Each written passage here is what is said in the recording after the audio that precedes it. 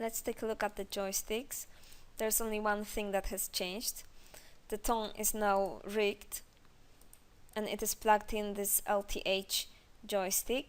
Providing that you use this joystick pose in your animation, you get the tongue animation for free after you upgrade the rig, of course. Let me open the jaw to see it better. But you can also animate the tongue manually. First, I turn on the tongue controls. There are 3 of them. 1, 2, and 3. The main one is this one on the tip of the tongue. You translate it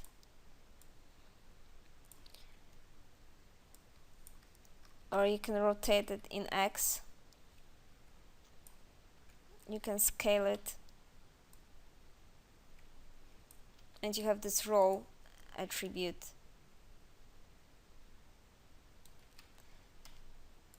The control in the middle controls the arc of the tongue.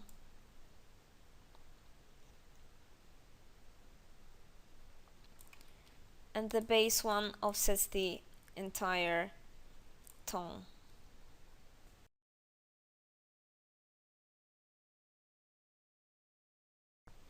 Teeth are rigged. First, I make the controls visible. There's one control for the upper teeth and one for the lower teeth, and you can rotate, translate, and scale independently.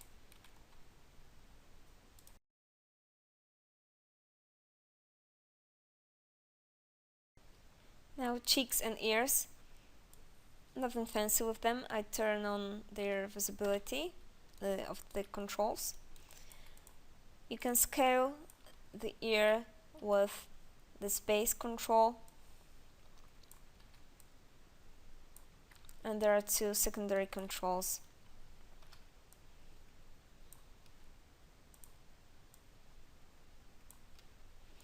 And you can animate cheeks if you wish.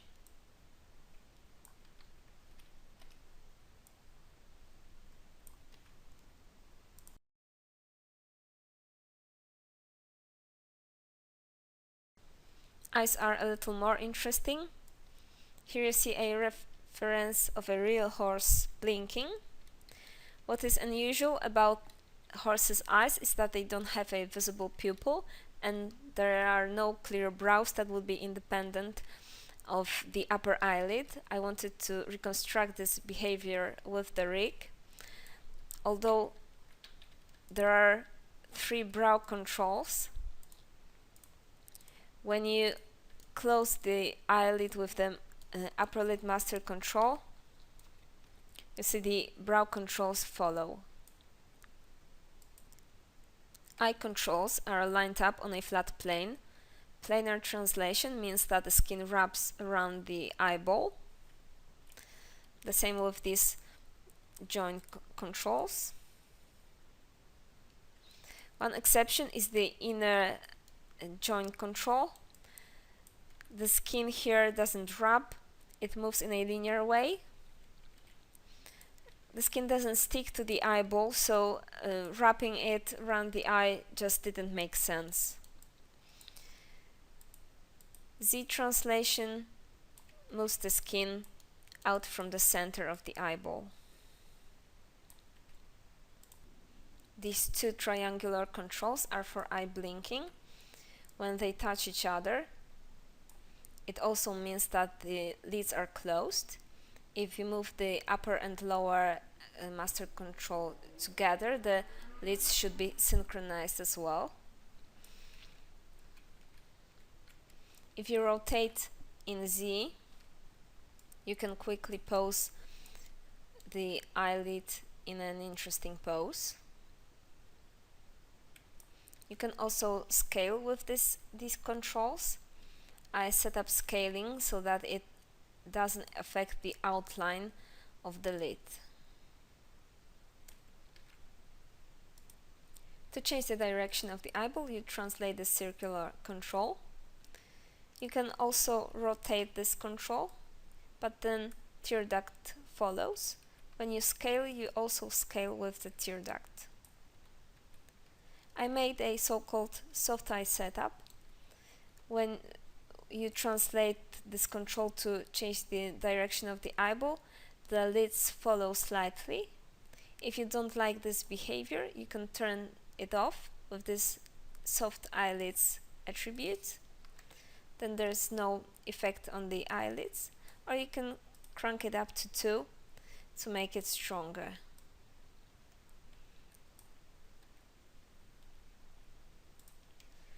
Eyeball Z translation pulls eye out and the lids are pulled with it. Soft eyelids attribute has no effect on this behavior.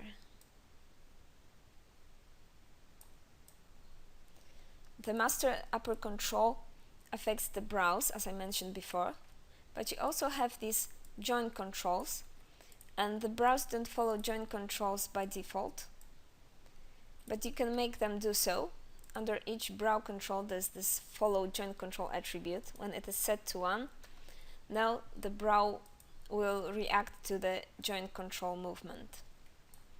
I will make the rest of the brows follow. And now when you translate the joint controls, you will get exactly the same result as when using the master upper lid control. Notice that when you translate the joint controls, a larger skin area is affected, while rotation only affects the skin locally. With rotation attributes, you shape the outline of the lid. The gray square, it is a master lids control. This is what it does. I'm not absolutely happy with this control. It should rotate the other lids controls and keep them oriented, and it doesn't. But eye blinking still works as it should. But keep in mind that brows didn't change orientation and they move vertically instead of diagonally after rotating the lids. I didn't even plan this control, but I incidentally found it gives you a nice feature with no effort from my side, so at the very end I decided to add this control. If you need to manipulate the eye globally, you have the eye master control. You can translate, rotate and scale the larger eye area, and all the controls are still oriented.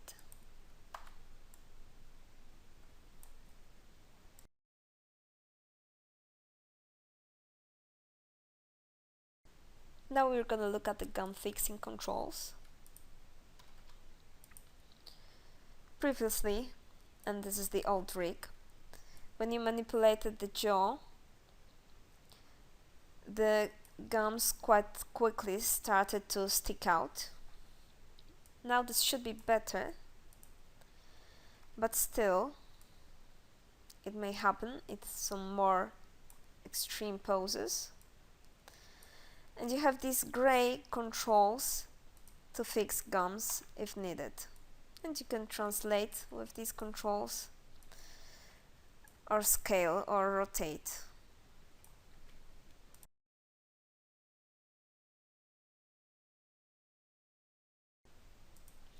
So-called muscle controls.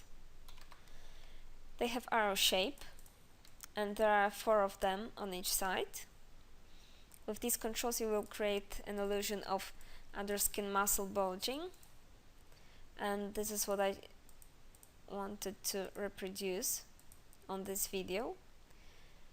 You can see the skin twitching around the chin and the upper jaw.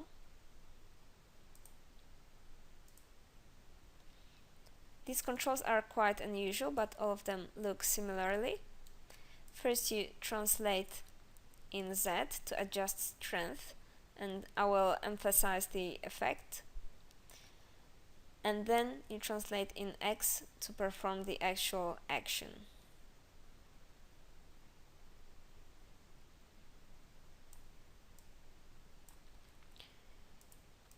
And the same with this control.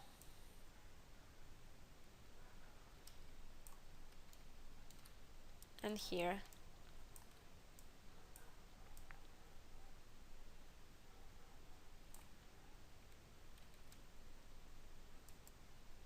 Whenever you decide to use these controls, please do refer to some real video to learn when these muscles may bulge, and please avoid extreme deformations. The controls around the nose are slightly different, but still, first you translate in Z to adjust the strength and in X to perform the action, and this is for breathing. These controls affect the nasal canal, the nostril, and the skin between the nostrils. If you find that the nostrils or the area between are affected too much, you can reduce or turn off these two attributes. This is for nostril, and this is for the area between the nostrils. And I'll do the same for the second control. I turn both off. And now when you animate with these controls, only the nasal canal is affected. I wanted to provide a quick and realistic result, but still with some level of free control. And here I'd like to mention that when you turn on the nose controls, you have these two joint controls between the nostrils. You didn't have them in the older rig.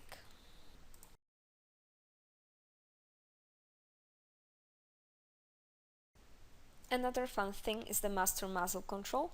It is grouped with the jaw controls. You manipulate the entire muzzle with it. The upper and lower muzzle share the same rotation pivot, even if the jaws are open. Rotation pivot updates accordingly to the position of the jaws. Unfortunately, in some more extreme poses, the muzzle starts behaving unexpectedly. I rotate the muzzle in multiple axes, and now when I rotate the jaw, the muzzle will pop out of its place. You see, bam.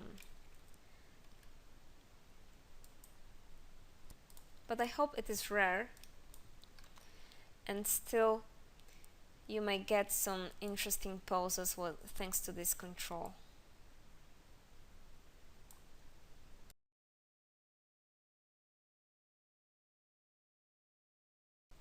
And finally, there is a jiggle deformer applied to the high quality mesh.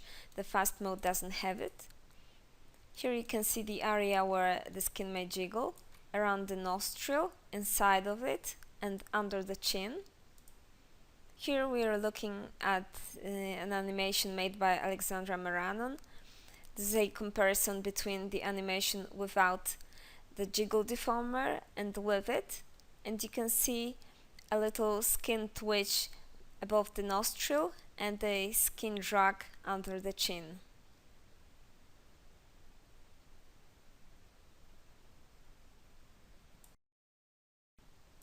This is the same animation, and we are back in Maya. I added an attribute to control the strength of the jiggle deformer, and it is under super mover control. I don't think you should bring it higher than 0.5. This effect should be subtle, and with 1 it already starts looking really crazy. But it may depend on your shot. You may find gum fix controls useful if the gum under the chin shows up. Okay, that's all. If you have any problems with the rig, you find bugs or some weird behavior, I'm waiting for your comments or messages. I will be happy to hear from you. And good luck with your animations.